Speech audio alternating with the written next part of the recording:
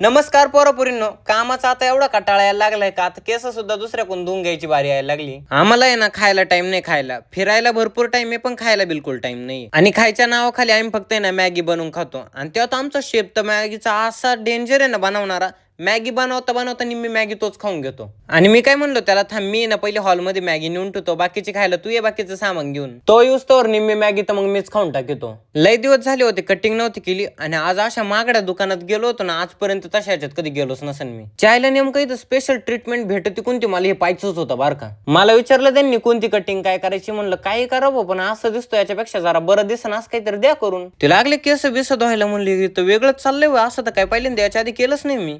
याच्यापेक्षा म्हणलं आमच्या गावात 50 रुपयात सगळी कटिंग होती, हे लय बिल जाणार आहे गाड्या लय मोठं. मला काय मी साधा माणूस भाऊ, जास्त बिल झालं असतं ना मी डायरेक्ट म्हणलो असतो भाऊ दे जाडू बिडू, मी तर जाडून घेतो तुमचं. आता बिल किती आलं म्हणजे आलं, आता रडायला माणूस नाही राहिलं, एवढं बिल येऊन गेलं राव.